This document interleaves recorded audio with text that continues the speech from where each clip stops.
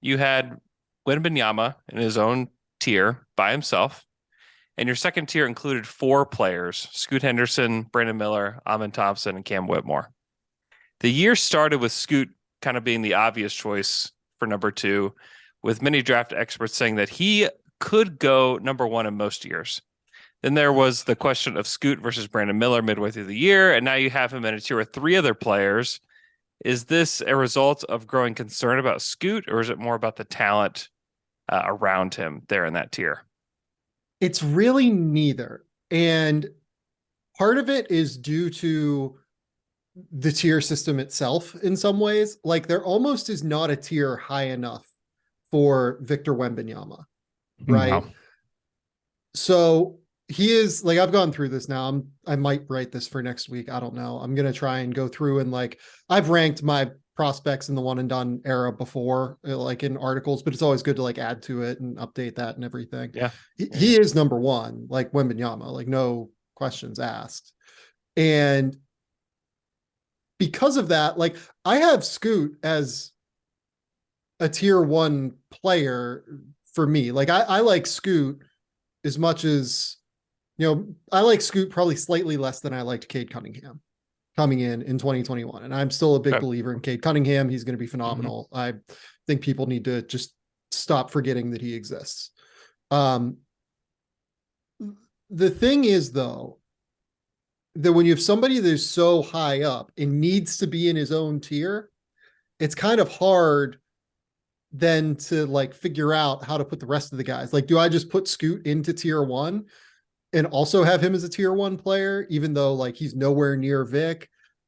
I don't know. It seems tricky. Like, do you do tiers based off of, your own evaluation criteria year over year over year? Like where, you know, every single season you account for how many tier one, tier two players, like no Mm. matter what, tier one stays the same in terms of your grading structure?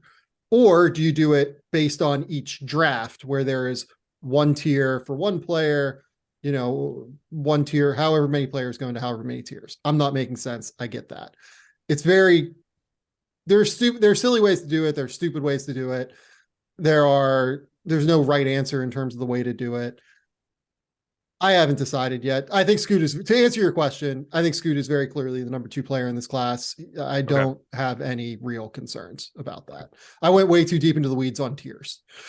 Yeah. How close are like the other three, like Brandon Miller, Amin Thompson, Cam Whitmore, in your To opinion? Scoot or to one another? To Scoot. Yeah. So for NBA teams, I will tell you, like I've talked to quite a few teams that have Brandon Miller ahead of Scoot. For Okay. me personally, I think Scoot is, I would much rather have Scoot than Brandon Miller personally.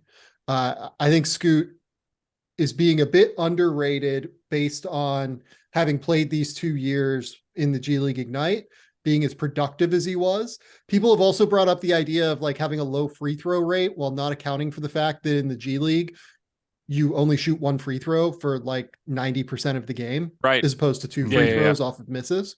Hmm. Um, so I think that people are underestimating how explosive and athletic he is based off of the fact that, frankly, I think for the back half of the season, the goal for Scoot was to not get hurt, uh, as opposed to something that he was competing for. Like Brandon Miller was competing for something in the Hmm. NCAA tournament.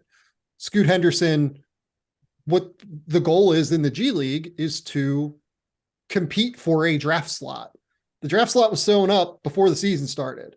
So I Yep. think he didn't really have anything to compete for. So he ended up Hmm. kind of settling, especially in the back half of the season, after he started to get nicked up here and there. Like he suffered a couple, like he had a face injury. He had like a very slight knee injury, like throughout the course of the season. I think that people will point to his lack of attack oriented game and the fact that he is willing to settle in the mid range and not account for the factors that I think led to that, even though he is like a hyper explosive, dynamic, powerful athlete that can get that kind of paint penetration whenever he wants.